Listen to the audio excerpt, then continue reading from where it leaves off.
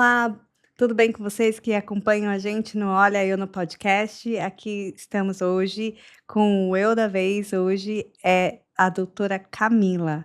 Doutora Camila, seja muito bem-vinda ao nosso podcast. É um prazer te receber aqui.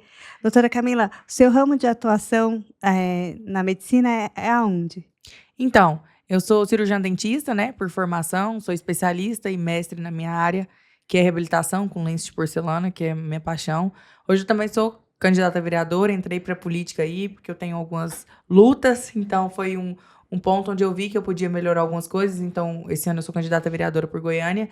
E na área da odontologia eu fiquei muito conhecida e cresci na internet muito, em questão do atendimento a algumas pessoas bem famosas aí que eu fiz. A parte do sertanejo, que são muito fortes aqui em Goiânia, então eu fiz o dente do Kleber Cauã, Diego Vitor Hugo, Guilherme Benuto, Jefferson Moraes. Fiz agora para gravar o DVD do Zé Henrique Gabriel. E aí, a rede social, eu sempre falo que ela abriu as portas para mim. Porque eu nasci no interior, mudei para Goiânia com 16 anos para estudar. Hoje eu tenho mais tempo aqui em Goiânia do que eu tive na cidade que eu nasci. Amo Goiânia de paixão. E quando eu vim estudar aqui em Goiânia, que eu precisava de ter outra renda, porque para os meus pais me sustentarem aqui era um pouquinho complicado. Nós somos 4 irmãs, então ainda tinha mais 3 para vir estudar, então era bem complicado. E aí, quando eu estava na faculdade de odontologia, que eu entrei através de bolsa do ProUni, que era uma bolsa integral, eu trabalhei com eventos. Então, esse pessoal do sertanejo, eu vim começar a conhecer eles quando eu trabalhei com evento na época da faculdade. Eu fazia a faculdade de odontologia e trabalhava à noite vendendo ingresso de festa e fazendo a lista. Na época era Boate Búfalos, depois cheguei a trabalhar no Vila Mix. Então eu era promoter, na época eu era a única menina promoter da Búfalos, e quando eu entrei na Vila Mix, tinha mais. Na Vila Mix a gente já era 2 ou 3, mas na Búfalos eu era a única menina, eu trabalhava na quinta-feira. Então assim, eu sempre trabalhei, estudei, aquela correria mesmo, para conseguir encaixar as coisas e para poder fazer a faculdade que eu queria. E quando eu vim para Goiânia, eu fiz direito primeiro. Eu passei na faculdade de direito, o direito era mais barato e era mais acessível, então meu pai pagou um ano de direito para mim e eu me sentia na obrigação. Eu falei, nossa, eu preciso dar um jeito de ajudar minha família, porque daqui um pouco vem minhas irmãs estudar, como é que vai fazer isso? Eu tenho que passar ou na federal, ou eu tenho que passar na bolsa do ProUni, que dava bolsa até 100%. Então eu fiquei o ano todo que eu fiz direito estudando pro Enem. E aí, quando chegou no final do ano, eu tirei uma nota muito boa e eu pude escolher, né? Então, quando eu pude escolher, eu fiquei mais confortável. Eu falei, então eu vou fazer odontologia, porque era uma faculdade muito cara, faculdade de R$ 2.000 naquela época. Falei, eu consigo fazer, e eu entrei. Na época eram 2 vagas apenas, eu consegui entrar e fiz odontologia, né, através de bolsa integral. Então eu falo que o ensino, ele muda vidas. Se eu não tivesse esse acesso, provavelmente eu não teria feito a faculdade que eu queria, teria feito outra, né, por questão do acesso ao valor mesmo. Então, realmente o ensino muda a vida das pessoas. Aí é um pouquinho da minha trajetória. Depois, quando eu formei, fiz especialização na Unicamp, que era um grande sonho da minha vida. Passei, que é a melhor universidade da América Latina de odontologia. Eu tinha um sonho. Então, aí eu já estava mais estabilizada, consegui entrar lá. E aí foi todo um processo. Ah, bacana. E essa parte aí, então, de odontologia, eu vi alguns projetos que você teve iniciativa de visitar comunidades quilombola. Conta pra gente como foi, como é a comunidade quilombola, como você teve contato a isso, você foi sozinha, como você financiou, como aconteceu? Então, nessa parte dos quilombolas, como eles não têm um acesso, né, e eles não têm essa vontade, são realmente uma comunidade que não tem um interesse político, a parte política não se interessava em ajudar esse pessoal. E aí eu comecei a ver o quanto eu precisava da política, mas ela não me servia. Era para servir a população e a gente acaba vendo que é muito mais um benefício próprio do que realmente uma entrega para a população. Nesse ponto eu comecei a ficar incomodada com a nossa política, né? Então, tive ajudas de empresas, que foi na época a FGM, se eu não estiver enganada, que é uma empresa muito grande que me ajuda muito, e a gente conseguia comprar os materiais e todo mundo que foi atender era voluntário. Ninguém ganhou R$ 1 para poder fazer esses atendimentos. Mas foi uma experiência incrível. Eu lembro que nós fomos em 2 vezes. A gente foi o primeiro lá em Cavalcante, que é uma região aqui, em Goiás, que realmente o acesso é muito difícil, mas lá eles ainda tinham um postinho de saúde local. Não era um postinho muito mobiliado, assim, com muita estrutura, mas ainda tinha condições de a gente atender. Beleza, nós conseguimos. Tinha uma maca, tinha uma cadeira, a gente se dividia e conseguiu fazer vários atendimentos num melhor um conforto maior. Quando nós fomos na segunda vez que a gente foi, a gente já escolheu ir para mais longe. Nós fomos para o Tocantins, no Jalapão. E quando a gente foi para lá, a gente chegou numa região que aí eu vi que, assim, se lá onde eu tinha ido era difícil, eu falei, cara, tem como ficar mais difícil, porque eu achava que não tinha. Quando nós chegamos lá, era muito mais complicado de acesso e não tinha estrutura nenhuma de atendimento para essas pessoas. Então, eles dependiam totalmente da prefeitura da cidade mais próxima para mandar um equipamento para atender eles lá. E quando nós fomos com a promessa do prefeito que ele mandaria esse equipamento. Nós chegamos lá, fomos todos, largamos nossas casas e fomos. Chegou lá, o equipamento estava quebrado. E eles não mandaram pra gente atender. A sorte é que todos nós fomos equipados com materiais esterilizados e fomos com algumas coisas como remédios, gás estéreo, várias coisas. E aí nós conseguimos fazer alguns atendimentos até chegar essa van. Acabou que a gente teve que parar um dia antes dessa van chegar, porque a gente não tinha mais instrumental. Até que, assim, quando deu ainda um dia, a gente ainda foi na cidade esterilizar, mas ainda assim era muita gente para pouco material e a prefeitura realmente não nos ajudou. Aí veio a segunda decepção maior com a política, porque a gente é decepcionado com a política de natureza, mas quando a gente precisa, e aí a gente vê que gente que precisa mais que a gente não tem, aí a decepção é maior. Eu falo, cara, eu vivo numa bolha mesmo, né? Porque eu, com toda a estrutura que eu tenho, se eu não tiver um mínimo de empatia por essa pessoa que não consegue lá lutar pelo direito dela e tá aqui com gente voluntária, que não foi a prefeitura que mandou, e a prefeitura não tem a capacidade de Jesus Cristo de me mandar um equipamento para o pessoal atender essa população, pra que tá servindo essa política ali daquela região? Então são pessoas que são carentes de informação, carentes de saúde e carentes da questão de ter quem brigue por eles lá, né? Porque eles não têm um representante forte, algo assim. Se eu não estiver enganada, até na época, não sei se foi em Cavalcante que eu fui, tinha alguma coisa lá que eles estavam fazendo alguma comoção política, queriam lançar algum deles para vereador, mas a gente sabe também com a comunidade pequena que eles têm, é muito difícil eleger. Mas eu já senti, falei, nossa, né? Estão fazendo, né? Porque Sim. eu lembro que eu fiquei até animada, falei, alguém. Mas é o que eu falo, né? A questão da política, se os bons se calam, o mal vence. Então a gente vive numa bolha, a gente vive bem, a gente diretamente às vezes acha que não precisa da política. Ai, pra que eu vou mexer com isso? Eu não preciso disso. Mas se a gente não pensar no próximo que precisa e que não tem acesso, a gente tá nessa terra pra quê? Eu falo que a gente tá aqui pra servir, a gente tá pra ser útil. Se a gente Cara, eu falo, se você perdeu a sua utilidade, se você tá aqui e não sabe o que você vai fazer pro próximo, que sentido que tem sua vida? Ai, vou viver aqui no meu mundo, na minha bolha, eu vou ver a dor do outro, vou ver tudo que tá acontecendo. Sei que meu estado, a minha cidade tem dinheiro pra chegar naquelas pessoas, não chegam porque eu não sei escolher meus políticos e eu vou deixar isso a Deus dará. Ai, tchau, obrigado, vou viver no meu condomínio bem feliz ali. Eles que se virem atrás dos políticos deles.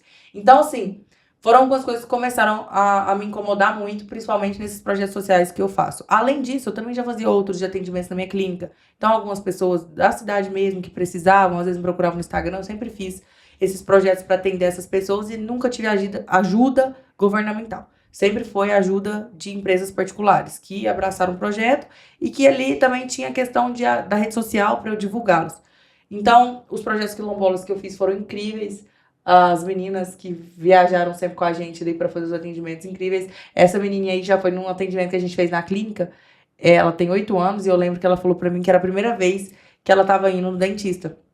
No dia eu fiquei muito emocionada, assim, que a mãe dela falou que era a primeira vez, né? Ela falou que era a primeira vez e a mãe dela falou que, graças a Deus, que a gente tava arrumando o dente dela, porque ela queria fazer um óculos de grau pra ela, mesmo pra mãe, e ela não, se não tivesse como arrumar o dente ali, ela ia ter que pagar no particular e ela não ia ter condição de comprar o óculos pra ela.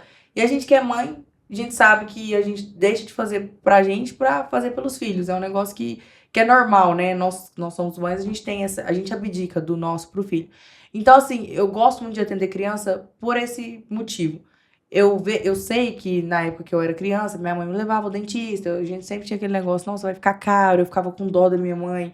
Eu torcia pra não ter nada ali no meu dente, porque eu sabia que era uma dificuldade que ia ter, às vezes, faltar alguma coisa em casa, porque ia ter que arrumar o dente. Então, são algumas coisinhas assim que a gente vai vendo, a gente passa, a gente vive, quando a gente retribui isso de alguma forma, é muito gratificante. Então, escutar isso dessa mãe, eu me senti assim na pele. Eu imagino que aquela criança ficou muito feliz, né? De falar, nossa, eu não vou dar essa despesa pra minha mãe. Minha mãe vai poder cuidar dela porque alguém ajudou a Hum. fazer o dente. Então, assim, sempre que eu falo desse assunto, é um negócio que me emociona muito. Porque às vezes o pessoal pergunta, ah, mas você atende só criança? Mas não é que eu atendo só criança nesses ações. Eu dou uma preferência pra criança porque eu sei que a criança, quando ela é atendida, a mãe tá bem. Se a criança, se o filho dela tá bem, a mãe consegue sair de casa, consegue trabalhar, a mãe consegue comprar pra ela. Então, quando eu falo desse cuidado com a criança, é pra deixar a mãe mais confortável. Quando eu tive a Cecília, que foi minha filha mais velha, eu lembro que eu passei muita dificuldade com a Cecília. Então, eu levava a Cecília pra todos os lugares comigo, pra fazer os atendimentos odontológicos. A Cecília era grudada comigo. E eu sei que eu só sou profissional que eu sou hoje porque eu tive a Cecília. Porque eu tinha alguém por quem lutar. Porque quando era só por mim, eu falava, gente, eu mexo com evento, eu ganho super bem. Não preciso, tô nem aí, tudo certo, tô ganhando meu dinheiro, tô felizinha de boa. Quando a gente tem um filho, eu falei, opa, agora não é só eu não, eu tenho uma barriga pra sustentar. E eu tava num relacionamento na época com o pai dela, que não era um mar de rosa, a gente tinha muita briga, né, muitas divergências. E eu falava, eu não saio de casa, porque eu não vou deixar minha filha passar dificuldade. Aqui, com o pai dela, ela tem tudo. Eu vou tirar ela de dentro de casa pra ela passar dificuldade comigo, porque eu não tô feliz no relacionamento, porque a gente coloca o filho acima disso. Então, muitas mulheres ficam no relacionamento por causa dos filhos. Por isso que eu falo que a independência financeira, ela liberta a gente. Porque aí, a partir do momento que eu consegui desenvolver na odontologia, eu não tinha brigado com meu ex na época, nada. Eu peguei a Cecília, coloquei no carro e fui embora. Porque eu estava naquele relacionamento ainda, passando coisas que eu achava que eu não precisava mesmo, porque eu não queria que a minha filha passasse necessidade, não era porque eu queria ficar naquele relacionamento. Então eu bato muito nessa tecla da mulher empreender, dar um jeito de trabalhar, seja com a internet, com alguma coisa, para que ela tenha essa liberdade de poder escolher isso, de poder alimentar o filho dela, sair de casa sem preocupar se ela precisar sair de um relacionamento. Doutora Camila, é motivador ver você empenhada, em ajudar o próximo, essas famílias carentes, as crianças, imagina, quantos casos difíceis você deve ter visto ali nessa região, né? Porque se não tem nem médico direito, que dirá dentista, né? Que em muitas regiões é supérfluo, né? Falta muito. A odontologia hoje em Goiânia é muito defasada. E eu não consigo entender, e também é outro ponto político, como que as coisas não funcionam numa capital rica como é Goiânia. Não tem lógica. Eu pego o interior, que é a minha cidade que eu nasci, Quirinópolis, né? Hoje minha prima ela é chefe dos postinhos lá na odontologia. Cara, eu fui ver os postinhos lá e eu fiquei encantada. São resinas de alta qualidade, resinas de R$ 500 que eles usam no postinho, que são resinas que realmente a gente sabe que tem uma durabilidade maior. Eles têm um sistema de implantodontia. Eles conseguem implantar um dente num paciente que ele passa por um processo de anamnese, tudo certinho. Se ele encaixar, ele tem a chance de ter um sorriso de volta com um tratamento que hoje a gente sabe que é muito caro. Só que a política, né, o meio público, ele tem essa condição, só que não chega onde precisa. Então, quando eu vejo Quirinópolis, que é uma cidade do interior, que tem todo esse acesso, e vejo Goiânia, que tem um postinho aí, que é um dos mais organizados daqui, que tem 3 anos que não funciona, porque eles mandaram arrumar o compressor, onde é que tá o erro? Na gestão, não tem gestão. Hoje não tem um dentista, um técnico lá dentro pra falar, cara, eu sei fazer isso aqui, organizar. Eu vou organizar a parte da odontologia de Goiânia, eu vou fazer algo. Não tem nenhum dentista. Na verdade, a nossa classe da odontologia, ela é subrepresentada. Essa é uma matéria minha recente, falando que eu vinha, né, como uma aposta de um nome muito forte em uma área, né, de uma classe que é subrepresentada hoje politicamente.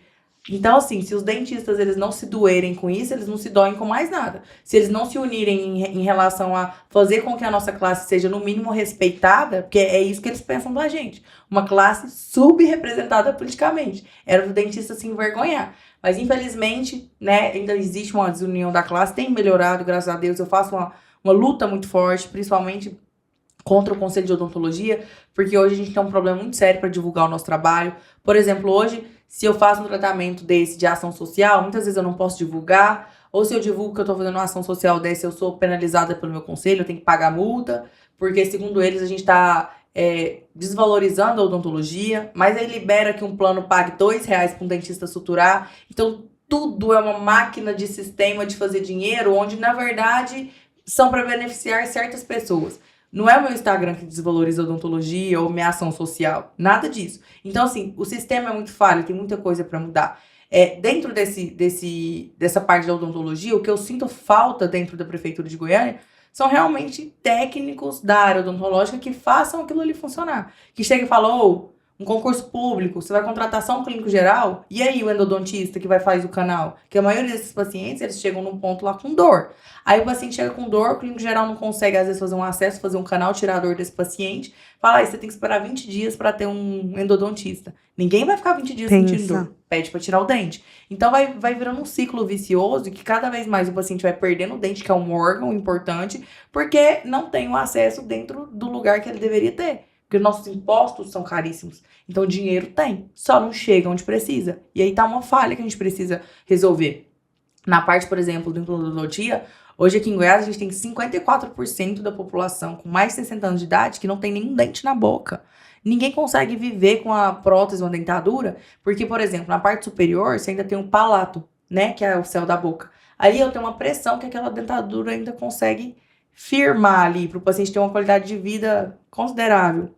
Mas na parte inferior, por exemplo, o osso é muito fino e cada vez piora quando o paciente perde esse dente. E tem a língua que empurra. Então, as próteses inferiores, que são da parte de baixo, são extremamente sofridas para o paciente usar Tem que fazer aquilo. enxerto, né, às vezes. É muito complicado. Sim, às vezes quando vai fazer o implante já tem que fazer enxerto, porque tá muitos anos sem aquele dente. E sem contar que para usar uma dentadura, que nem a prefeitura não dá nem dentadura, a prefeitura não dá nada. A única coisa que eles fazem é arrancar dente, limpeza, uma restauração.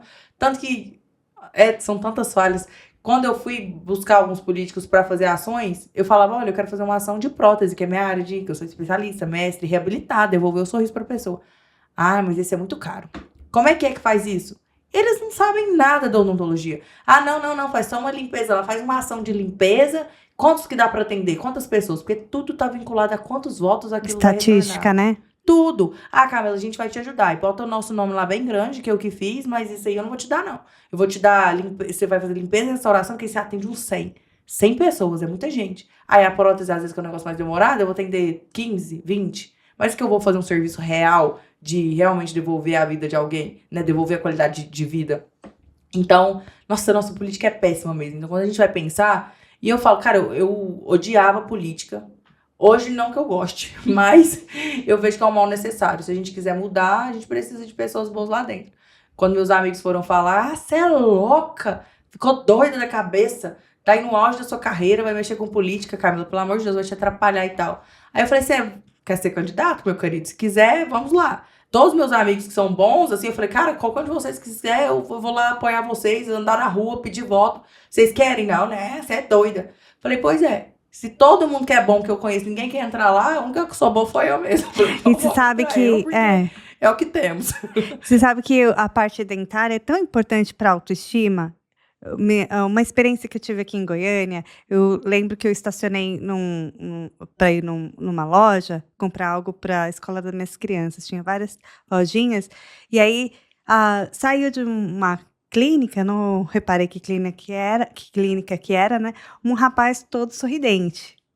Ele tá sorrindo pra mim? Ele tava um sorriso contagiante, né? O que ele tá sorrindo? O que é? O que tá acontecendo? Aí quando eu olhei ali, era clínica de prótese dentária, né? Ele voltou a sorrir. Ele tava com um sorriso tão, assim, aberto, contagiante, que era um sorriso assim, ganhei minha vida de volta, né? Mas é isso que a gente sente. Teve um caso de um senhor, Paulinho, inclusive a gente vai fazer uma visita pra ele no domingo. Que foi uma história que, olha como que é as coisas, né? Ele me conheceu por causa de um episódio muito ruim da minha vida, que eu saí nas TVs do Brasil todo, e ele começou a me acompanhar no Instagram. E ele me mandava direct todos os dias, por favor, eu quero muito fazer meus dentes, eu fiz uma vaquinha. Ele teve um acidente muito sério e ele ficou tetraplégico.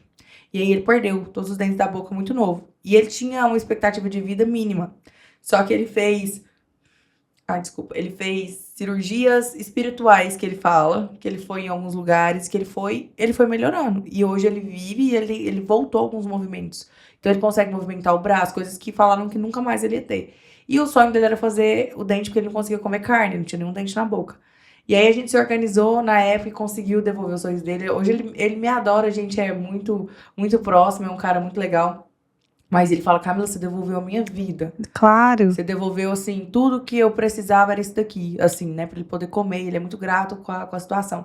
E a odontologia muda vidas. Se não fosse eu, até ele ia morrer sem sem ter esse prazer de novo de comer, que condição ele iria fazer isso? Não, e fora que provavelmente ter colocado os dentes deve ter até auxiliado ele psicologicamente a superar todas as outras dificuldades que ele estava vivendo de outros fatores na área da medicina, né, da saúde dele, né. Sim, com certeza. Isso ajudou ele de diversas formas. E eu sei o quanto a odontologia muda a vida das pessoas.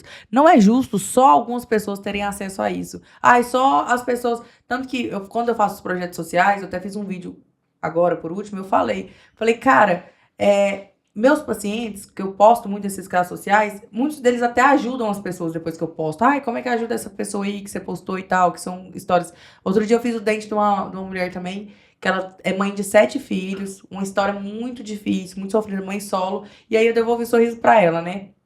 E aí eu tava explicando isso, eu falei, cara, ela não teria acesso a mim de outra forma, se não fosse dessa forma, porque, não, eu quero ajudá-la. E não é justo isso, e era pra gente ter. E não falta dinheiro pra isso, falta gente compromissada, falta gente lá dentro que queira fazer o negócio acontecer. Se tiver, vai acontecer. Mas se continua as mesmas pessoas, tem vereadores aí que tem 10 mandatos, tem 40 anos que ele é vereador hoje na Câmara. Cara, fez da política uma profissão. Política não é profissão, política é vocação. Você acha que eu queria estar aqui? Ai, meu Deus, Camila, sofrendo o que eu tô sofrendo? Cara, é uma pressão, assim, imensa. Eu não precisava estar passando por isso. Eu tô muito bem na minha área, eu tô muito bem. Eu estou passando por isso porque eu acredito que a gente tem uma causa maior. A gente pode fazer mais. Eu tô nesse mundo para servir, então, assim, se eu for competente, se Deus achar que é a hora, vai ser, e eu quero fazer mais. Então, nessa parte de a gente entender que a política, quando ela é bem usada, a gente consegue mudar vidas, mas que para isso, eu e você, que vivemos bem com nossas profissões, temos que entender que o nosso voto muda a vida de outras pessoas, e isso faz diferença, até na hora de votar, a gente tem que mudar a nossa mentalidade. Então, assim, às vezes muita gente não vai nem votar, ou fica em casa e fala, ai, não tem ninguém, eu não preciso da política, a política não me serve para nada, mas serve para outras pessoas. Então, fazer esse trabalho de mudar a mentalidade das pessoas é muito difícil, mas eu acredito muito que a gente está evoluindo e que as coisas têm melhorado. Sim, e assim, as pessoas têm que entender que ao você contribuir com a sociedade votando corretamente, vai mudar o ar da nação, muda assim a imagem de Brasil para nós mesmos em primeiro lugar, né? É importante votar bem e todo mundo tem que ter essa consciência, né? Que muitas vezes a gente deixa, né? Por realmente achar que a gente não precisa, que a política não faz diferença na nossa vida, mas a política move tudo. E Camila, você comentou a família, né? Eu vi a foto das suas filhas, né? Passou a foto das suas filhas lindas, né? Sua família, comentou do pai das meninas. Assim, conta pra nós um pouco da sua história pessoal. Então, hoje eu sou mãe solo das meninas, né? Eu fiquei com o pai delas até a Cecília fazer 2 anos, menos a Cecília fazer 2 anos, a gente separou. E aí, depois de 5 anos, 4 anos mais ou menos, na época da pandemia, a gente tentou reatar o relacionamento. E eu engravidei da minha menina mais nova. Ela tinha que vir ao mundo, porque foi muito rápido assim. E logo a Carla nasceu também, a gente já separou. Depois delas, eu tive um namorado, né? Depois que a Carla nasceu, passou um tempo, eu tive um namorado. Que a gente chegou a ficar noivo, porque foi tudo muito intenso, muito rápido. A gente tinha 2 meses, 1 mês e pouco de relacionamento. Ele me pediu em casamento. Foi um negócio muito intenso, assim. Era uma pessoa muito boa até no começo do relacionamento. Só que eu sofri um episódio de violência doméstica que mudou a minha vida. Que também foi outro ponto onde eu vi que a nossa política é muito falha. Então, no meu episódio de violência doméstica, eu estava num relacionamento. E aí, o meu ex, eu tinha muito problema em relação a ter provas contra ele, porque como ele já era acostumado a fazer isso com outras mulheres, ele era muito treinado. E como a gente que é vítima, a gente não entende ali a proporção do negócio, eu não percebia o perigo até então. Mas ele apagava todas as fotos quando eu tirava de mim machucado, depois de um tempo que a gente tava junto. Ele me agrediu a primeira vez, tinha quase 4 meses que a gente tava namorando. Foi a primeira vez que ele me agrediu. E daí pra frente foram várias agressões físicas, verbais, psicológicas, inúmeras, mas físicas. Começou com quase 4 meses e assim, depois disso foram muitas vezes. Então, quando eu percebi o perigo, principalmente as minhas filhas passavam, eu tive uma pessoa que morou lá em casa. Então eu contratei uma babá pra ficar na minha casa, pra que ela ficasse o máximo de tempo possível com as minhas filhas, porque eu percebi o perigo que a gente tava correndo. Até eu conseguir sair desse relacionamento, que foi um negócio muito complexo. E até eu estar, o o problema ser comigo, eu tava numa boa. Eu tentei separar dele, sabia que ele era uma pessoa perigosa, que ele andava armado, mesmo que ele não tinha porte de arma nem nada, ele andava armado. Então eu contratei um segurança, me organizei, mandei as minhas filhas pro interior, separei dele e fui pra clínica já com segurança lá na porta, na época que eu terminei com ele. E aí até então eu pensei, vai dar certo. Quando foi, ele não me deu paz, foi uns 15, 20 dias que ele ficou me procurando muito, até que um dia ele ligou e falou assim, eu vou matar você e vou matar suas filhas. Aí nesse momento que eu falei, cara, até quando tava comigo a gente suporta, né? Mas mexeu com os filhos a gente acabou. Então quando falou das meninas, eu falei, não, com as meninas não vai mexer não. Aí foi quando eu fui pra internet e fiz um escândalo na internet. E por eu ser muito bem sucedida na minha área, atender muita gente famosa e tudo, o negócio tomou uma repercussão muito maior do que eu imaginava. Eu sabia que tomaria uma repercussão porque eu era conhecida, mas não a nível nacional igual foi. Então saiu nos jornais do Brasil todo, falava dentistas famosos, ameaçados e tudo. Tanto que na época eu nem ligava a televisão mais, porque, nossa, eu só falava disso. Ele ficou foragido. Foi todo um processo. Só que nesse processo, eu entendi o quanto ainda mais o nosso sistema não funciona. Porque eu lembro de ir na delegacia e sair de lá pensando, cara, se eu não tivesse dinheiro para pagar um segurança, eu tinha desistido de fazer a denúncia, eu desistido de fazer tudo que eu fiz. Porque você entra lá, você faz a denúncia, eles te dão um papel. Papel te protege do quê? O que eu vou fazer com esse papel? Não tem. Não manda um policial para te acompanhar até em casa. Não fazem nada. Só te dão um papel, você tem uma medida protetiva. Se ele chegar perto de você, você liga pra gente. Até dá tempo de ligar, a pessoa já matou, já bateu, já não tem como, já sequestrou. Sim. Então, hoje a nossa justiça não funciona. Essa é a verdade. Não funciona. É muito linda, não funciona. E só quem passa pelo sistema entende que ela não funciona. Funcionou pra mim porque eu tenho condição. Aí eu contratei um segurança de manhã que andava comigo pra todo lado até ele ser preso. E quem não tem? A mulher não denuncia. A mulher fica ali, ó, naquele ciclo, porque ela não tem como sair daquilo. E o nosso Estado não nos protege. Essa é a realidade. Não protege a mulher. A falha do Estado em proteger, ela é muito grande, não é? Assim, não só na questão da mulher, mas do cidadão comum também, é bem difícil essa parte, mas na questão da mulher específica que a gente está falando aqui, conta pra gente, assim, como que foi para entender que era essa situação de abuso? Porque normalmente essas pessoas, elas são para a sociedade o príncipe encantado e você só vê o monstro em quatro paredes, né? Ele era o cara mais legal do mundo pra todo mundo. A maioria das pessoas gostavam muito dele. Alguns amigos começaram a me perceber alguns comportamentos meus, entenderam que estava errado. E 2 amigos meus, 2 ou 3, eles viram uma vez só que ele chegou a brigar comigo, que a gente estava numa festa e puxar minha roupa, quase rasgar. E aí que foram entender que eu estava num processo abusivo, né? Eu tinha entendido assim. Eu acho que até ele me bater, eu não tinha entendido ainda. Eu achava que tava tudo normal, que era ciúmes, que ele era ciumento e tava tudo bem. Aí, a partir do momento da primeira agressão, eu entendi que aquilo não tava normal. Mas ainda assim, como foi uma agressão em meio a tantas coisas boas, eu pensei, ele ficou Relevou, nervoso, sei lá. Ele não é relevou. assim. Então, assim, na minha cabeça eu falei, não, isso não vai voltar a acontecer. Só que aí daí pra frente, ficou aí mais uns 15, 20 dias sem me agredir e começou. Dava um tapa, um murro, um puxão de cabelo. E até que a coisa ficou bem complicada. Então, quando eu me separei dele mesmo, que eu falei, cara, ou eu vou terminar com ele ou eu vou morrer, ele me amarrou no banheiro. Me amarrou no banheiro, colocou uma meia na minha boca, colocou arma na minha cabeça, falou que... Misericórdia. Não, e eu lembro que eu tava tão mal psicologicamente, assim, que eu falei pra ele assim, me mata então, porque minhas filhas têm seguro de vida, elas vão ficar bem, eu não aguento mais passar por isso. Eu lembro assim, que eu tava assim, eu já tava destruída de todas as formas, eu já não aguentava mais, eu já tava assim, no meu limite. E aí ele filmava o meu desespero. Tanto que quando a pessoa é doente, é de um nível absurdo. Eu desesperada, com a meia na boca, amarrada, e ele filmando o meu desespero. Pensa. Filmando, e ele filmava e ria e falava assim, tá com medo? Tá desesperada? E era assim. Aí eu falei, cara, ou eu largo desse menino, ou eu vou morrer, porque na situação que eu passei não tinha mais o que fazer. E aí eu lembro que passou isso, eu entendi tudo, aí eu falei, não, tá tudo bem, tentei acalmar, fingi que tava perdoado, que nada daquilo aconteceu, e aí foi quando eu me organizei no processo de juntar provas contra ele, que ele realmente fazia aquilo comigo, porque eu não tinha nada, e de fazer a separação em si, né, que eu falei, não, eu vou me organizar, aí eu fiquei, tipo assim, uns 10 dias estruturando isso, falando, aí eu avisei pra minha funcionária, olha, eu vou largar do Pedro, então faz isso, assim, assim, assim. Vocês eram só noivos, não chegou a casar? Não, a gente ficou noivo, né? Namorou 1 mês e pouco, ele me deu um anel lá, me pediu em casamento, foi o casamento. Nossa, o pedido de casamento viralizou, o trem mais lindo do mundo, foguete, trem de chuva, assim, casa comigo na areia, todo de cinema, de milhões. Anel da Tiffany, de Uau. milhões. Parecia que era o casal do o Brad Pitt e a Angelina Jolie.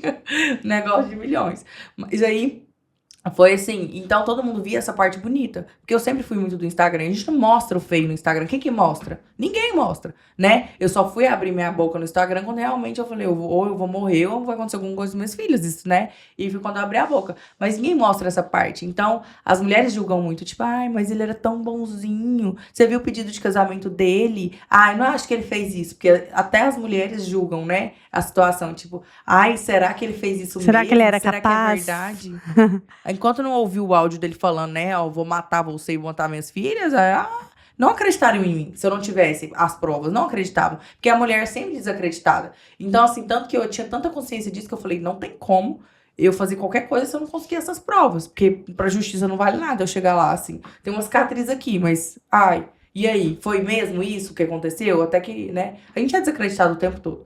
Mas, enfim, eu consegui as provas e aí fiz todo o movimento na internet, entendi o quanto o sistema não funciona, o quanto a nossa justiça não funciona. E nesse meio tempo aí, quando eu postei meu caso, como viralizou muito, um grupo de advogados me mandou mensagem falando que a gente, mulher que sofre agressão, violência doméstica, tem direito ao porte de arma. Você não quer que a gente tente fazer o processo e tudo? E aí a gente começou a conversar sobre essa situação, assim, do porte. E aí, então, você fez treinamento de porte de armas. Como foi a sua primeira experiência? Assim, porque eu pensando assim, eu pegar uma arma, eu ia gelar, tremer.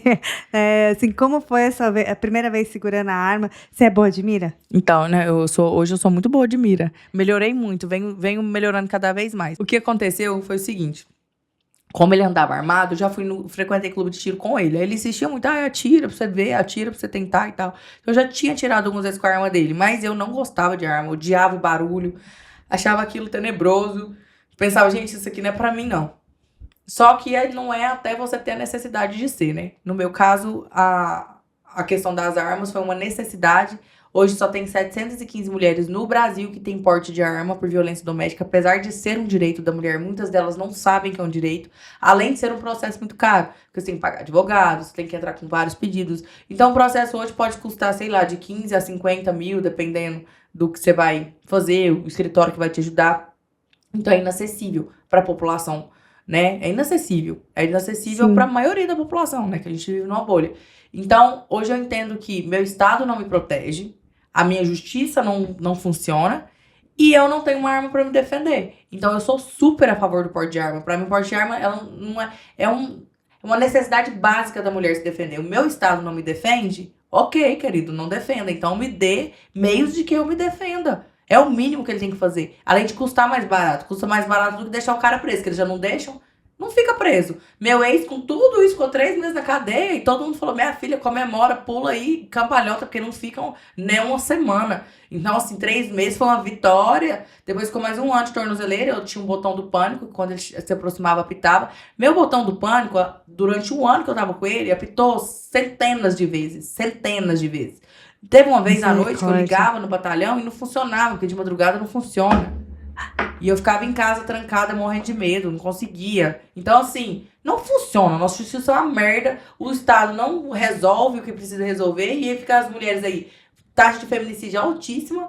Lá dá tempo de ligar pra alguém, gente? Se o cara tá indo atrás de você pra te matar, dá tempo? Não dá, lógico que Uai, não dá. você liga pra pessoa, já tá lá, 300 metros, tá na porta da sua casa já, dentro do prédio. Como é que você vai fazer? Então, assim, é uma situação que a gente passa de vulnerabilidade muito alta. Então, o mínimo é ter uma arma. Eu ando armada, eu durmo armada, eu tive problemas psicológicos seríssimos por causa do meu relacionamento. Eu dormia e acordava assustada. Eu desenvolvi síndrome do pânico. Eu vou andar de avião hoje, eu não consigo andar de avião. Se eu for dormir na minha casa, eu olho se todas as portas são trancadas, mesmo eu estando num condomínio seguro, que tem segurança armado, eu não consigo. Eu vou lá e confiro porta por porta. Eu mando minha filha dormir no quarto dela, que é a Cecília, que dorme sozinha, eu falo, tranca a porta. Eu verifico, eu entro no meu quarto, durmo com a arma debaixo do travesseiro e ir com a porta trancada. Porque eu tenho medo, qualquer barulho que tem eu acordo, eu tinha o sono melhor do mundo. Então são traumas que vão ficar pro resto da vida, não tem o que fazer. Mas eu tô com a arma, eu durmo melhor. Eu tô com uma arma, eu consigo sair em algum lugar, que eu vou sentar num lugar, eu me sinto melhor. Porque eu sei que se chegar alguma coisa, eu tenho como me defender. Então, assim, é solução de todos os problemas? Lógico que não. Mas é o mínimo pra pessoa sobreviver, pra mulher ter a chance de se defender. A gente é biologicamente mais fraca que um homem. Então, qualquer tapa do cara desmaia a gente. Entendeu? O que a gente tem? A arma. Não tem outra coisa que resolva rápido e que seja um negócio prático de usar. Então é o mínimo, o Estado tem que liberar o porte de arma para a mulher e tem que dar condição, treinamento, defesa pessoal e desenvolver tudo isso para a mulher estar segura em casa e ficar, pro agressor nenhum. Houve mudanças na legislação de proteção à mulher para ela conseguir se desvencilhar desse parceiro abusivo. Houve algumas mudanças agora recente na legislação. O que você achou sobre essas mudanças? Então, mas de qual ponto específico que você fala? Assim, Deixa eu a entender. gente vê o pessoal da esquerda defendendo muito essa causa da violência doméstica. E aí, assim, houve... parece que saiu uma verba para a mulher conseguir um pouco de incentivo, não é? Não sei, Na verdade, assim. existe uma casa que ela dá um valor mensal pra mulher que foi agredida, alguma coisa assim. Se eu não tiver enganado, R$300. O que faz com R$300, gente? Que dá uma arma, mas não dá R$300, entendeu? Porque assim, se você for pra pensar... Não resolve não resolve. É só mais É um paliativo. É um fingimento. É a justiça fingindo que tá fazendo alguma coisa. O que dá R$300 pra uma mãe que tem 3 crianças porque ela sofreu violência? Não resolve nem direito como mercado. Não dá pra nada. Então, se você for pensar na situação, a justiça tá fazendo nada, faz de conta pra aparecer lá na política e falar, porque eu tô R$300, eu fiz o projeto. Você não resolveu nada. Não você resolve mesmo. Não vai garantir a faz. segurança, né? Não garante a segurança. Não garante nada. Fui agredida, agora eu vou ganhar R$300. Cara, é ridículo. Chega a soar ridículo. Então, se eu for pensar toda a situação, mas tá fazendo alguma coisa, então faz direito.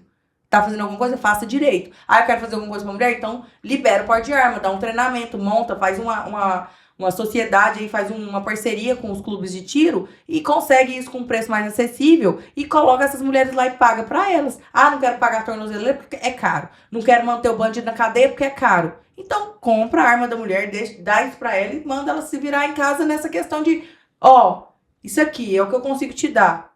É melhor do que R$300, né? Sim. É melhor do que nada. É melhor do que um papel que não protege a pessoa de nada. Então, assim, eu fico muito indignada com essa situação e eu só tenho essa indignação porque eu passei. Porque se eu não tivesse passado, talvez eu ia achar, não, mas a medida protetiva é linda. Por que essa mulher não larga lá e não vai na polícia? Eu teria esse pensamento se eu não tivesse passado lá. Mas como eu passei e vi o que é, eu acho ridículo. Ridículo. Eu acho que o político tinha que ter vergonha de chegar lá e falar que faz uma medida protetiva. Tem que denunciar? Tem. Mas e aí, cara? Você vai fazer só isso? Tá. Tem que denunciar? Tem que ir lá, o cara... Eles não deixam preso, eles não têm capacidade de avisar pra mulher que o cara saiu da cadeia. Não tem... É tão vergonhoso a situação. Meu ex tirou a tornozeleira, eles foram me avisar depois de uma semana pra eu devolver meu botão do pânico. Então eu fiquei uma semana andando tranquilo, achando que meu negócio ia apitar se ele chegasse perto. Eu tava totalmente desprovida. Pensa se eu morro nesse momento. O que adiantou a tornozeleira dele 1 ano? O que adiantou tudo? Adiantou nada, entendeu? Porque nessa época, dessa semana que eu fiquei totalmente desprotegida. Porque eu tinha uma tranquilidade de andar com o botão. Eu sabia que se ele se aproximasse ia apitar. Mas eu tava lá, Deus dará. A justiça importou comigo que horas? Que político que foi lá falar, não, tem que organizar isso aí, não pode fazer isso. Quem? A Maria da Penha não funcionar de madrugada? Você ligar pra polícia e não ter como falar com ninguém? Só vai agredir de dia.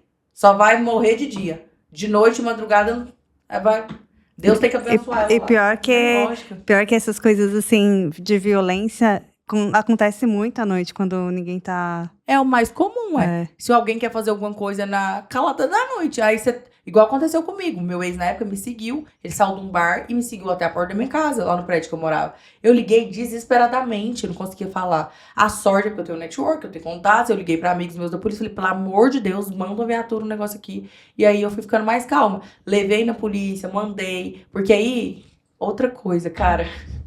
Eu penso assim, uai, o trem apitou, eles têm lá no computador que apitou, eles vão fazer alguma coisa. Não. Se você não for pedir para advogado colocar no seu processo que ele se aproximou de você, nunca ninguém vai Não, ficar e sabendo. fora É o quão ridículo. burocrático e moroso que é isso, Aí eu né? postei na época, um monte de advogado me mandou, não, mas você tem que avisar. Agora, eu, com a informação que eu tenho, a pessoa instruída que eu sou, com toda a condição que eu tenho, não sabia disso. Que eu tinha que avisar pro meu advogado colocar no processo. Pensa essa mulher pobre que tá lá, que o botão dela apita, que ela tá achando que o governo tá vigiando ela, que a polícia tá vigiando ela. Eles vigiam, deu muito certo algumas vezes. Teve vezes eles chegaram lá na porta do meu prédio da clínica e a polícia me ligar um monte de vezes de dia. Funciona lindo de dia. Nossa, ele tá aí, qualquer coisa você liga pra gente, aí dá meia-noite, não funciona mais. Misericórdia. Então, assim, é ridículo, gente. Sabe? Pelo amor de Deus. Como é que, tipo, meu botão apitou a noite inteira e ninguém me ligou? Aí no outro dia você começa a apitar às 7 horas da manhã e eles iam me preocupar. Cara, assim, é tão bizarro que não é de rir, mas nosso país é tão bizarro, nossas leis, e é tão fajuto esse negócio, a falsa segurança, que vai dando uma raiva mesmo da situação. E aí você pensa, ai, mulher burra, não larga. Se a mulher burra, não sei o quê, vai largar e vai ser morta, porque se fica lá, vai ser morta. Se largar e denunciar, o cara vai matar ela de tanto bater porque denunciou. Camila, olha só, a gente sente sabe, uma insegurança nessa questão de políticos, a gente quer acreditar, não acredita, surge uma esperança, depois a esperança parece que, né, a gente fica assim nesse vai e vem, e a sensação que dá para mim como cidadã é isso mesmo, desse teatro que acontece e que nada realmente é focado em sanar realmente o problema. É tão teatral que eu lembro assim, quando eu falei, não, eu vou ser candidata, né? Que todo mundo ficou, tá doida, eu falei, vou ser candidata. Falei, vou procurar algumas agências que entendem de política pra eu entender o processo, como é que eu faço, que o meu Instagram é muito bom na minha venda ali da odontologia, no que eu faço. Mas nessa parte de política, eu tenho várias áreas de atuação que são políticas, mas não dentro da política, né? São ações sociais, mas que não estão voltadas. Então, eu preciso entender para eu comunicar com essas pessoas que podem me querer ali dentro, que podem me ver como opção. Aí eu fui conversar e ele falou assim, não, mas você não pode vestir assim. Uai, não. Não, Camila, se você quiser ser candidata, você tem que vestir assim, a gente vai fazer as postagens assim, é um negócio assim. Eu falei, o quê? Ele falou, mas não, você não pode usar a roupa assim. Eu falei, gente, mas como assim? Não tô entendendo. Ele falou, não, mas aí você não conecta com ninguém. Eu falei, cara, eu sou uma empreendedora que nasci pobre, que estudei a vida inteira em escola pública, que vem ensinar a vida. Isso é ruim? Eu não posso mostrar que eu tô bem hoje, que eu vivo bem do que eu faço? Não tô entendendo a logística. Aí não conecta com as pessoas. Você tem que ser desse jeito, você tem que vestir desse jeito. E é assim que funcionam as coisas. Falei, olha, não quero, não. Falei, não vou fazer isso. Já vou entrar fingindo dentro do negócio. Eu falei, ué, você já entra com o pé errado? Falei, não vou continuar vestindo as mesmas roupas. Ele falou, não, então não vai dar certo. Falei, então não vai dar certo, porque eu não vou mudar tudo quem eu sou pra poder entrar ali dentro, fingindo que eu sou quem eu não sou. E aí eu vou ter que vestir a roupa do jeito que a pessoa quer todos os dias lá pra trabalhar, sendo que eu não sou. Eu vou chegar mentindo e vou... Uai, por isso que a política não presta, você já tem que fazer teatro quando você entrar. E aí eu fiquei muito indignada com essa situação, porque eu falei, gente, o negócio já começa errado. Você já não pode... É todo um teatro. Isso não dá voto, isso dá voto. Isso funciona, isso não funciona. Se você falar isso, você é soberbo. Se você venceu na vida, tá ruim. Se não venceu também, eu falei, gente, tá complicado isso daqui. Falei, eu sou quem eu sou um dentista, vou contar a minha história e tudo certo. Que conectar, conectou. E eu não jamais faria uma alteração dessa. E é assim que eu tô, né, levando. Com a graça de Deus aí, com as pessoas que estão conversando. É muito bom ver que pessoas que têm uma causa, essa causa, ela surgiu, a gente, ouvindo você falar, a gente vê que ela surgiu na sua conjectura de vida. Ela te trouxe desde da situação financeira, da sua mãe guerreira, lutando por você, a sua paixão pela ortodontia, como você cresceu sentindo essa compaixão pelo próximo, querendo fazer pelo próximo. Quando você conseguiu seus estudos, você começou a fazer essa parte de auxiliar as pessoas, mesmo onde o poder... a vontade política não chegava, né? Então, assim, é muito interessante ver que você, como figura política, né, surgiu de um processo de muitas dores, foi vencendo etapa a etapa, e aí teve uma experiência horrorosa. Sinto muito pelo que você passou. Graças a Deus que você e as suas filhas estão seguras, né?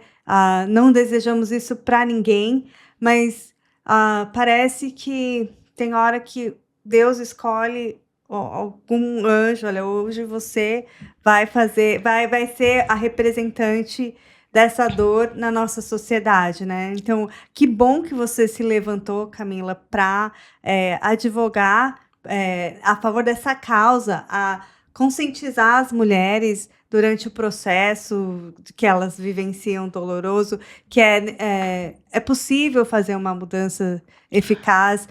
Essa questão do porte de arma, falar que as mulheres podem ter... E que devem lutar por isso. Devem lutar por isso, se unir, né? Porque como é muito caro, desde o processo de conseguir o porte de arma, a compra da arma, tudo é muito caro. E precisa, sim, de um... Se o Estado não consegue garantir essa segurança, é necessário uma vontade política de proteger, sim, essas mulheres. E uma coisa que é muito delicada é porque o jogo político é muito pesado. E a gente sempre ouve isso, né? Eu lembro quando eu falei, eu vou sair candidato, o pessoal, e quanto que você vai gastar na campanha? Eu falava, vai ter que gastar? Ele falava, você tem que comprar isso, tem que comprar aquilo, tem que comprar aquilo, e quando você... candidato a vereador em Goiânia tá vindo pra gastar 1 milhão, se você não tiver dinheiro, não tem como competir com uma pessoa que vai gastar 1 milhão e tudo. Aí eu falei, gente, o jogo é muito pesado, e eu não tenho nenhum padrinho político. E não foi porque não apareceram pessoas grandes na política, falando, Camila, eu quero te apoiar. Mas aí, eu ia ser fantoche, porque quando eu entro com um padrinho político muito forte, eu sou literalmente... eu tenho uma dívida com essa pessoa. Então, se ele patrocina uma campanha minha e eu consigo entrar, o meu mandato não é meu. Eu devo tudo pra ele. Então, tudo que eu vou votar, eu tenho que pedir permissão. Tudo que eu for fazer lá dentro, com as minhas emendas, onde eu vou colocar meu dinheiro, eu tenho que falar com alguém, porque foi ele que me deu o cargo, teoricamente. Porque foi ele quem patrocinou a minha campanha. Então, foi aí quando abriu minha mente que eu falei, não quero. Falei, não quero. Tanto que todo mundo assim, que entende da política, que tava perto de você, é louca. Você vai dispensar uma ajuda financeira que você não tem pra fazer uma campanha? Eu falei, eu prefiro perder. Falei, eu vou ganhar e vou lá dentro ser só mais um. Eu tô ganhando belezinha dinheiro aqui na minha odontologia, eu vou entrar lá fazer o quê? Se eu vou ser fantoche na mão dos outros, não vou poder fazer nada? Não vou. Ou eu vou pra ser quem eu quero ser, ou eu não vou. Não faz o menor sentido. Não, mas lá você dá um jeito. Falei, não tem como. Falei, não vou. Então eu não tenho nenhum padrinho político. Tanto que as pessoas me perguntam muito sobre comitê. Ai, Camila, onde é que é seu comitê? Aí eu vejo um monte de político lá, inaugurando comitê, adesivaço no meu comitê. Falei, meu comitê é aqui no Instagram. Comitê online, então assim, quem quiser falar comigo, a gente responde todo mundo no direct lá no meu comitê. Vão ser muito bem recebidos no meu comitê. É só seguir, já entrou no comitê. Seguiu no Instagram, tá dentro do nosso comitê. Mandou direct, tá falando direto comigo, tá tudo certo. Porque assim, eu não tenho, eu entrei na política com a cabeça muito. Eu tenho 2 filhas pra sustentar e eu sou mãe solo. Eu não vou abrir mão do conforto das minhas filhas. Eu não vou colocar a vida das minhas filhas financeira em risco pra isso. Eu tenho uma causa. Mas eu não vou gastar o dinheiro que eu tenho pra sobreviver com a política. Então, assim, eu vou até o limite que eu posso. Eu posso gastar com isso, eu consigo pagar alguém pra fazer isso, consigo, não vai me desfavorecer, nem vai deixar faltar nada para minhas filhas, ok. Agora, a partir do momento que eu não posso fazer, eu não vou fazer. E montar um comitê pra mim agora é inviável, eu não tenho essa condição de fazer isso agora. Então, eu vou trabalhar com a rede social, com a internet, com as pessoas que acreditam em mim e com o direct do Instagram pra gente poder atender as demandas e responder as pessoas. E quem quiser acreditar, quem quiser vir comigo é muito bem-vindo. E é isso. E as demandas que você recebe no seu Instagram? Conta algumas pra nós. Nossa, tem muitas. Agora mesmo, esses dias eu recebi de uma mulher de Aparecida desesperada. O ex bateu nela, quebrou a casa inteira. Ela não tinha dinheiro pra sair de casa e ir na delegacia denunciar ele. Ligou na polícia várias vezes e eles falaram que não tinham o que fazer. Porque eles não podiam entrar na casa dela, não tinham o que fazer. E aí ela me ligou desesperada, ficou mandando mensagem no Instagram, falando, como é que eu faço? Aí, se eu não estiver enganada, na época, assim, eu consegui algum amigo que era de Aparecida, algum amigo pra poder ajudar ela a levar, porque ela não tinha dinheiro, ela tava com medo de sair com as portas todas trancadas, e a polícia, gente, tenta fazer online aí, o boletim, aí, sabe? Boletim online, lá o BO online? E aí, cara, e a mulher tá lá trancada, e apanhou, e tá toda machucada, e não vai ninguém lá resolver o problema dela. Ela não tem dinheiro, ela não consegue sair de casa. O cara pode matar ela, e ninguém tá nem aí. entendeu? Aquilo me irrita. Então eu fui vendo coisas que eu falei, como que pode o ser humano viver assim? Como que pode ninguém fazer nada? É assim, sabe, é desesperador. E aí, como eu virei referência desse negócio, eu recebo mensagem todo dia. E é todo dia uma mulher passando uma situação difícil. Teve agora um lutador de jiu-jitsu que a gente conseguiu colocar ele na cadeia. Juntaram 10 meninas pra denunciar ele. 10 meninas. E a justiça, com as 10 meninas falando que ele tinha problema, que ele fazia o que ele fazia, não tinha as provas suficientes. 10 mulheres valem menos que a palavra de um homem? É um absurdo. Cara, você acha que vai juntar 10 mulheres pra falar de um cara, elas estão todas mentindo, mas o cara, o alecrim dourado, tá falando a verdade? Sabe? É desesperador como que as mulheres passam. Então, quando foi dessas mulheres, eu falei, olha, vamos fazer o seguinte, me manda tudo que vocês têm aí. Eu vou fazer um vídeo. Aí eu fiz o vídeo, contei, falei, olha, aconteceu isso e isso. No outro dia, todas as televisões estavam interessadas em publicar o assunto. Mas precisou de um portal. Porque o vídeo viralizou, foi aumentando 40, 50, 60 mil visualizações. Andou em Goiânia. Agora é uma matéria interessante. Aí eles pegaram as meninas e bateram. Hoje ele tá preso. Foi preso em flagrante, porque ele ameaçava uma delas de morte. O negócio era bem pesado, que foi quem fez a maior movimentação lá.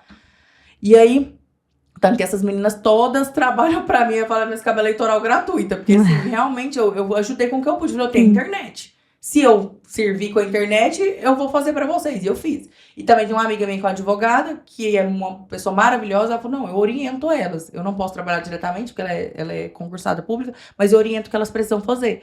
Então falta até isso. Não tem um advogado de Deus pra mulher poder ligar, uma central pra ela ligar e falar assim, tem um advogado ali que é da prefeitura, que o governo tá pagando pra ela tirar dúvida. Ela não sabe o que ela faz, ela não sabe onde ela liga, ela não sabe que o botão dela de pânico apitar, ela tem que avisar pro advogado protocolar isso no processo. Você sabe protocolar alguma coisa no processo, entrar lá? Não, eu acho também que não. Aí você sabe que você tem que ligar pro advogado fazer isso? Porque nós que apanhou não sabe, não. Entendeu? A gente teve que descobrir. Eu só descobri lá, depois que meu trem tinha apitado 59 mil vezes, que eu nunca tinha avisado pra eles. Vai ter que avisar? Vocês não estão vendo aí no trem apitando o negócio? Entendeu? Então é ridículo. É podre nosso sistema, não funciona. Então o mínimo é dar arma pra mulher. Dá logo a arma pra mulher se defender, ensina ela a se defender e coloca em casa até o nosso governo ter a decência de manter esses psicopatas presos. Porque senão é mais mulher morrendo. Todo dia uma vítima de feminicídio. Tá insuportável. Nossa, realmente, chega a ser estarrecedor ouvir isso. A gente se sente insegura, se compadece, né, dessa situação. E é muito bom ter uma voz para essas mulheres, né? Uma voz apaixonada pela causa por ter vivenciado o que você vivenciou, sentiu na pele, viu, sentiu as etapas como foi. Então, eu desejo aí você o sucesso pleno aí nessa causa, lutando pelas essas mulheres e ajudando quem realmente precisa, né? E a sua trajetória, perdão, é muito bonita. Eu queria só, assim, falar que você me comoveu desde o começo. A gente fez uma conversa que eu fui te conhecer, assim, o pessoal nessa gravação, a doutora Camila realmente ela é muito fantástica, muito humana, né? Esse é o contato que eu tive com você falando aqui, apaixonada pela causa política, e eu queria só acrescentar que às vezes a gente fala, olha, ela é apaixonada pela causa política. Será que realmente é genuíno e verdadeiro? A gente consegue aqui do estúdio sentir que realmente é verdadeiro. Ela realmente, assim, não é só mais uma que quer entrar na política, né? Isso aí, para mim, foi impactante. É bom que você sentiu a força, o ânimo de se levantar por uma causa que é muito importante, que acomete muitas mulheres no Brasil. Não, é meu tio que me ajuda muito com a parte da questão do projeto político. Eu não entendo nada, mas ele já coordenou campanhas, é irmão do meu pai, ele que me ajuda muito. A primeira coisa que ele me falou, ele falou assim, você tem certeza que você quer isso? Porque você tem a sua vida bem boa, você viaja para os Estados Unidos todo ano, você faz o que você quer. A partir do momento que você entrar na política, você vai ser uma pessoa muito exposta. Se você crescer, eles vão te bater muito. E se você for eleita, a população vai cobrar muito. Eles nunca vão lembrar que você já fazia alguma coisa antes da política. Sempre vão achar que tem alguma coisa de errado. Então, assim, você vai dever muita explicação. Você tem certeza que você quer isso? Aí eu parei, pensei assim, falei, tio, eu nunca tive tanta certeza na minha vida. Eu falei, ó, Eu sinto no fundo da minha alma que eu preciso fazer isso. Eu falei, ganhando ou perdendo, eu sinto que foi um chamado. Então, assim, eu quero muito vencer, quero muito entrar lá. Eu sei que pode ser muito pior do que eu tô pensando, que é o que eu ouço muito, mas eu tenho que passar esse processo. Eu preciso entender como é que funciona e preciso entender até onde eu posso ser útil nesse cenário. O jogo político é muito pesado. Recentemente a gente tava num lugar lá, eu e os meninos lá, os meninos estão me ajudando na campanha. Aí nós paramos e colamos um adesivo do Dentinho, que é o adesivo do pessoal que me ajuda, né, no projeto político, num carro, que um amigo nosso pediu. Aí o Felipe, que trabalha comigo, saiu. Quando ele voltou, o adesivo não tava mais no carro. Alguém arrancou o adesivo em 1 hora que ele saiu. Aí nós pedimos pra ver as câmeras do vizinho, só que era muito embaçado, mas dava pra ver um cara de camiseta preta indo lá e arrancando meu adesivo do carro do moço. Aí eu falei, gente, que é isso? Eu fiquei chocada. E aí me falaram que é super normal, que aí os adversários vão vendo as coisas, vão tirando o adesivo do carro. Eu falei, gente, eu Isso falei, é esse negócio desleal, muito concorrência doido. Eu desleal. fiquei chocada. Aí, por exemplo, eu postei um negócio que eu tenho muito acesso à internet. Então, eu postei o caso de uma seguidora minha antiga, que ela tem um problema muito grande, que os seios dela são muito avantajados e ela tem problema sério de coluna. 8 anos na fila de espera. Nem é de Goiânia a mulher, nem vota em mim, ela é de Aparecida, não tem nada a ver com voto. Fiz porque eu queria ajudar ela. E postei o caso dela, em mais de 24 horas, um cirurgião plástico me ligou, que é o Dr. Urias, que é meu cirurgião plástico. Não, eu vou fazer a cirurgia dessa moça. Eu fiquei comovido com a situação, então eu postei. Depois me liga o povo lá de outro vereador para falar que eu ia, sei lá, não podia, que aquilo ia ser, eles iam dar multa pra mim, do sei lá da onde, lá das eleitoral, que eu tô entrando agora, eu sou bem crua, mas que não podia fazer aquilo. Eu falei, gente, mas eu só postei, não tô dando nada pra mulher, eu postei, uma pessoa se comoveu, vai dar a cirurgia pra ela, eu só tô comunicando pra todo mundo, a mulher nem vota em Goiânia, o que isso faz diferença na vida dos outros? Mas vira um negócio tão de ego, tão pessoal, que como se, às vezes eu tô me destacando por causa daquilo, que eles vão achar alguma coisa pra me derrubar, que eu já sabia que seria pra apanhar.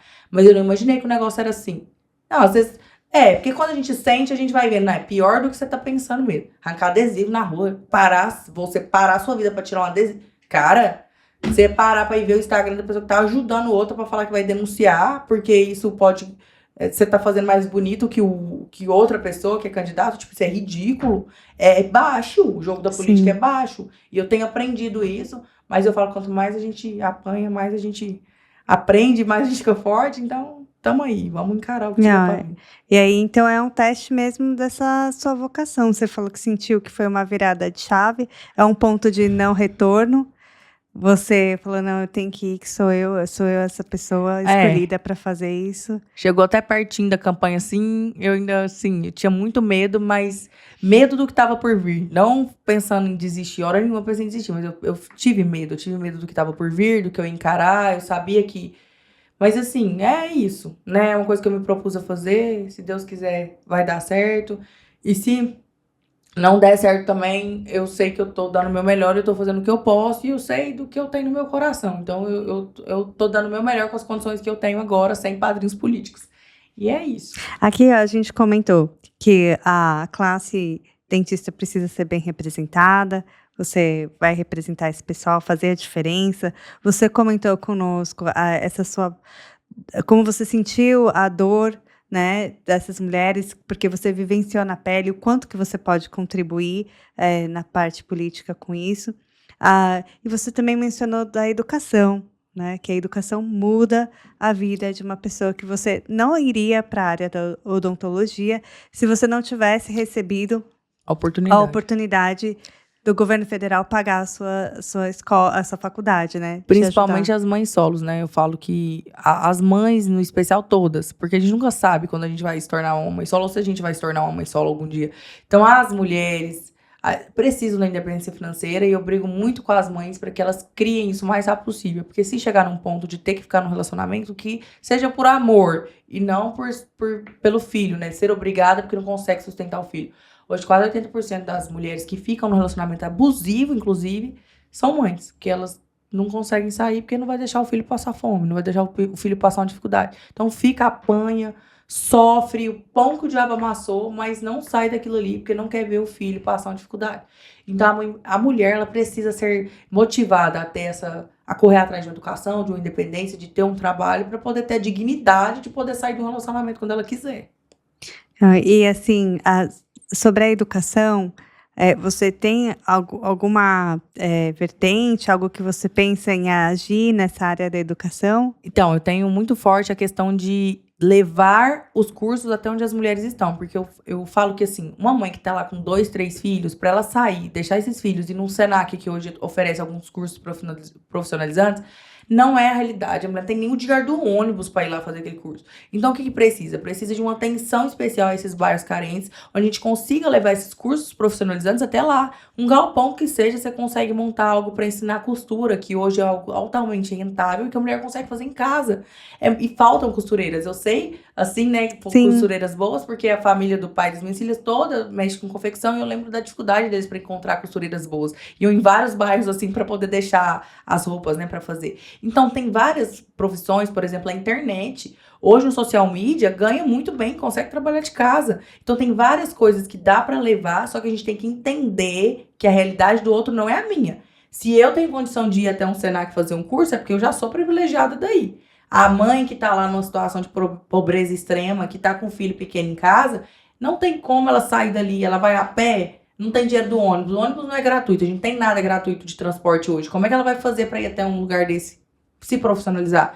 Então, eu preciso de que esses bairros que são carentes desse tipo de profissionalização, que eu tenha ali pontos estratégicos para que essas mulheres tenham acesso a esse tipo de serviço para elas aprenderem e terem um trabalho. Porque aí daí a gente sabe que a mulher ela só precisa de um pontapé, a gente nasceu sabendo fazer tudo. Então qualquer coisinha que ensinar ali pra gente, que a gente começar, a gente consegue pular. Tanto que eu fui promoter, trabalhei com eventos, e quando eu consegui formar, né, porque eu trabalhava, porque a questão era necessidade também, quando eu consegui formar, eu reverti toda aquela situação de eventos e consegui levar todo mundo pro meu consultório. E ali foi tudo assim, uma questão de virar chaves, e mulher sabe fazer isso melhor do que ninguém. Só que a gente precisa de oportunidade. Então, por mais que eu tenha passado dificuldade, ainda assim minha mãe conseguia pagar o aluguel da República, que eu morava lá com mais 3 meninas. Então, assim, ainda assim, eu ainda tinha uma condição. Tem gente que não tem nem isso. Então, assim, eu tinha bolsa 100%, eu tinha o trabalho que eu consegui desenvolver depois, porque, né, minha mãe mandava, eu lembro, R$ 100 por semana. Dava mal pra comprar um miojo, né, que era pra fazer as compras, fazer tudo. E ela pagava a minha taxa do aluguel pra morar com as meninas na República. E aí eu conseguia pegar o ônibus, conseguia ir pra faculdade, conseguia voltar. Eu tinha uma ajuda. É pouco, mas eu tinha. As mulheres que moram na periferia aqui de Goiânia hoje, que às vezes a gente não enxerga elas não têm. E aí elas têm um filho, 2 filhos, 3 filhos, elas não têm como aprender a fazer nada. Não é porque ela não quer, não tem como. Não tem como. Quem é mãe sabe o que demanda a atenção de um filho. Não tem como. Então, além de desenvolver, porque o pessoal fala muito, tem que pôr creche pros meninos. Tem, óbvio, porque a mãe tem que ter o tempo livre para estudar. Mas também tem que levar essa parte de ela se profissionalizar ali mais para perto dela, uma coisa mais real, onde ela Que consiga se frequentar. torna viável, né? Isso, para ficar viável. Porque, igual eu falo, dá um pontapé, elas vão embora, mas tem que dar, assim, a oportunidade. E hoje não tem. A gente sabe que não tem. É igual no postinho. Tem postinho em Goiânia que ficou fechado 3 anos porque não arrumaram um compressor. Ficou 3 anos o postinho sem atender odontologia porque não tinha um compressor. Então, assim, é absurdo as coisas que acontecem aqui. Realmente precisa de uma vontade real política pela população, né? Prefeitura é gestão, né? Então, a gente que é empreendedor, empresário, a gente sabe que se a gente não cuidar do nosso negócio, ele vai afundar. Vai Se a afundar. gente tirar dinheiro do nosso negócio pro nosso bem próprio, vai afundar. Só que ali na prefeitura, jorra dinheiro. Então, eles podem fazer o que eles quiserem, que no bolso deles não vai. Mas a nossa cidade vai faltar. E cidade é onde a gente mora, a nossa casa, a nossa cidade. Se a gente não a gente tá escolhendo o administrador da nossa casa. A gente tá escolhendo o gerente da nossa casa e os nossos funcionários ali, que são os vereadores. Se a gente não tiver atenção pra escolher essas pessoas, é igual, cara, tipo, super respeito. Tiririca, super respeito. Mas quando você faz um voto de protesto numa pessoa que não tem essa parte da gestão, você não tá pensando no funcionamento da sua casa. Então, quando a gente for escolher alguém, a gente não tem que escolher porque achei divertido, ou tem... É política, cara, é um negócio sério. Você tem que escolher com a cabeça e não com o sentimento, tem que pensar. Se a gente analisar que a política, ela salva vidas, então é a mesma coisa que você se entregar para fazer cirurgia para um médico que não tem nem informação, né? A política mata. Para aquilo, para coisa, né? A política é o que mais mata no mundo. A política mata mais do que qualquer coisa. A falta de acesso à saúde, a falta de acesso à educação, a falta de acesso à segurança. Então, a política é o que move tudo. Se a gente não sabe escolher, a gente está colocando a população à mercê da vontade de Deus, assim, de literalmente, assim, o espiritual mesmo, porque do físico, que é o que a gente pode escolher agora, a gente não faz a nossa parte. Deus ajuda, mas a gente tem que fazer a nossa parte, né? Deus faz a parte dele, mas a gente tem que fazer a nossa, não tem como. Assim, você se mostra para nós como uma mulher, assim, disposta para a luta, disposta para a guerra, né? Mas conta pra gente, você se sente, assim, esperançosa de que a nossa realidade brasileira pode mudar e a gente sentir segurança? Eu fiquei muito mais feliz, eu sou muito científica, né? Assim, eu gosto muito de pesquisa, um negócio real. Eu fiquei muito feliz quando eu li uma pesquisa que tem a possibilidade de a Câmara de Goiânia renovar em 60% esse ano. Então, isso já me dá uma esperança muito grande. São, se Deus quiser, 60% de vereadores novos que estão ali com um pensamento diferente. Se é 60%, se entra realmente 60%, já são 60% de pessoas que provavelmente não vai ter um rabo preso ali dentro da prefeitura. O que já vai ajudar a convivência ali e o negócio melhorar. Já vai ajudar muito. Então, assim, falar que o negócio vai mudar porque uma pessoa boa foi eleita, não. Tem que ter mais pessoas eleitas. Só que tem tanto candidato bom, eu falo com algumas pessoas, eu olho, e realmente tem pessoas boas que estão tentando. O negócio é que não tem oportunidade. Igual assim a mim, eu tenho chance, eu sei que eu quero fazer um negócio bom, pode ser que eu tenha oportunidade de entrar e pode ser que não. E então a gente fica refém de um sistema. Eu espero de coração e eu tenho fé que as coisas podem melhorar, porque a nossa mentalidade vem melhorando, né? Eu lembro que tinha época que eu pensava, nem sei o candidato que eu vou votar, nem olhava isso quando eu era mais nova e tudo. E hoje eu já tenho outra visão, porque a gente vira mãe, a gente vira empresário, a gente entende a importância da coisa. E precisa passar isso para os jovens, porque os jovens geralmente são hoje uma população muito grande que votam e que eles não têm essa noção da importância que é escolher bem um governante. Se a gente sabe fazer isso, passar isso para os nossos filhos, eles já crescem com uma mentalidade diferente. Então eu acredito que tudo é evolução e a gente tem evoluído. Então eu tenho muita fé que vai melhorar. Não vai ser a solução de todos os problemas uma eleição, mas as próximas, a gente conseguir continuar com a renovação, a gente vai chegar num ponto que vai ter pessoas muito melhores lá dentro do que tem hoje, com certeza. Não, isso é importante essa educação dentro de casa já politizar e ensinar as crianças que é necessário fazer uma atuação cívica, seja ela fazer o bem para o próximo, como você fez antes de se interessar pela política, antes de você ter esse despertar político, toda a sua frustração com essa questão política, que muitos de nós é meio frustradão com a política, né? Eu quando fui crescendo como criança, eu achava que política era algo que já estava no piloto automático, né? A gente não precisava nem votar e era só PMDB, PSDB, né? Na minha cidade era PMDB e PFL. Só tinha esses dois, só ia ter 2 candidatos. Os vereadores eram os mesmos a vida inteira que tava lá. Era isso aí. Não é nem melhorado. E aí, assim, eu acho que o brasileiro despertou para a sua consciência política, né? Eu acho que a gente vê aí na internet muito debate político. Mas a internet abriu a nossa mente em muitos pontos, né? A gente sempre teve só a TV como informação. Então, quando a internet veio, ela veio para trazer uma outra realidade. Isso ajudou bastante. Lógico que tem um processo aí que às vezes a gente vê algumas notícias que não dá pra gente ter certeza, mas na TV também não dava pra ter certeza, né? Depois a gente foi descobrir que muitas das informações que vinham até da TV não eram verificadas. E hoje com a internet a gente sabe disso. Porque hoje a gente sabe que a matéria da TV tá errada, porque eles pegam lá e jogam falando na internet, cara, isso aqui não é assim. E a gente não tinha esse acesso. Então as coisas têm melhorado. E a nossa cabeça tem mudado e a internet tem contribuído muito. Eu acredito muito que as coisas vão melhorar, que as coisas vão renovar. A gente precisa ter disponibilidade também, né? O que eu falo, é muito difícil você sair da sua zona de conforto, igual eu tô fazendo, bem de boa, de estar aqui, ó. Né? Na série de Júlia eu não fiz nada esse ano com as meninas, que é uma coisa que eu sempre faço, porque eu tô dedicando para esse projeto. Não é fácil você abdicar, né? Principalmente quem já tá, né, tranquilo, assim, em relação a você ter construído, chegado num patamar de vida que você já tava esperando. Mas é gratificante você saber que você pode fazer mais, é o que eu penso. Porque eu fico tão feliz quando eu faço os projetos pequenininhos ali, eu fico pensando, meu Deus, se eu entrar e eu consigo montar o ônibus da odontologia, eu consigo fazer um implante numa pessoa que jamais ia ter esse acesso. Cara, isso pra mim vai ser...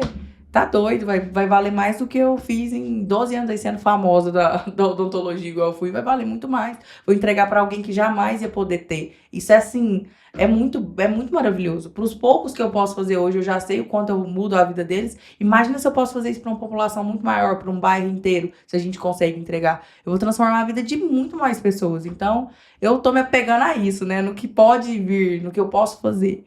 Se Deus quiser, vai dar certo. Amém, que dê certo. Camila, muito obrigada pela sua participação aqui. Foi muito bom conhecer seu projeto, entender que você realmente é uma candidata genuína nos seus valores, naquilo que você acredita. A gente vê que não é um discurso político assim, tipo, eu quero o seu voto, Não. né? Eu vou comprar o seu voto. Não, a gente sente você realmente apaixonada por tudo isso que você deseja lutar, na política, né? Fazer a diferença. Minha dificuldade maior do mundo é essa, porque fala assim, agora, Camila, você tem que sair pedindo voto. Eu falei, sangue de Jesus tem poder, como é que eu faço isso? Porque, assim, é um negócio que é totalmente novo, né? Só que eu tenho feito dessa maneira mesmo. Então, quando eu chego nos lugares, eu conto um pouco da minha história, falo, olha, eu sou assim, eu tô aqui por isso. E a pessoa que eu sei que Deus tocar, que eu acreditar no meu projeto, eu sei que isso vai acontecer. E é isso, te agradeço muito pelo convite, muito obrigada pela oportunidade, vocês que vieram me assistir, você que passa por um relacionamento abusivo, menor que seja, se atente aos sinais. Os homens, eles não mudam, eles matam, isso é uma realidade. Não, é muito difícil uma pessoa progredir para uma melhora na violência. As pessoas violentas, elas não... A melhora delas a gente não tem um histórico, na verdade, assim, quando a gente olha de homens agressivos, eles morrem agressivos em certos pontos. Então, tudo que vocês forem fazer, que vocês tiverem qualquer sinal, tente sair desse relacionamento o mais rápido possível. Apostem em vocês, invistam em vocês, corra atrás de estudar, de trabalhar, de ter uma independência para vocês serem livres. E muito obrigada pelo espaço, muito obrigada pelo convite. Foi muito bom estar aqui, espero voltar mais vezes. Sim. Se Deus quiser, eu venho eleita. Vai ser muito falar legal. Falar com a vereadora, mostrar meu ônibus odontológico. Vai ser ótimo. Vai ser ótimo. Não, o convite está aberto para você vir quando quiser, quando tiver projetos que você quiser divulgar, estamos aqui, né? Nosso podcast fica na Bernardo Sayão. A gente está aqui surgiu com o intuito, né, de advogar a causa do comércio, da indústria e da mulher empreendendo. E a gente, através de várias associações, tem conhecido realmente um pouco mais do lado político agora, né? Assim, eu tive essa fase que a gente viveu na política bem polarizada, né? E agora sim que a gente começa a conectar e entender os políticos de uma maneira diferente, né? E muito bom que a população brasileira, o pessoal de Goiânia, tem você aí para lutar pela causa, né? Obrigada, viu, gente? Muito obrigada. Meu Instagram é @camalaquias. Quem quiser ir lá dar uma olhadinha no meu perfil, tem tudo do meu trabalho, tem o que eu defendo, tem muita coisa lá. Me segue lá, me manda um oi, que eu vou amar ter vocês lá me acompanhando. É isso aí, pessoal. Obrigada, viu, Camila? Obrigada. E até a próxima.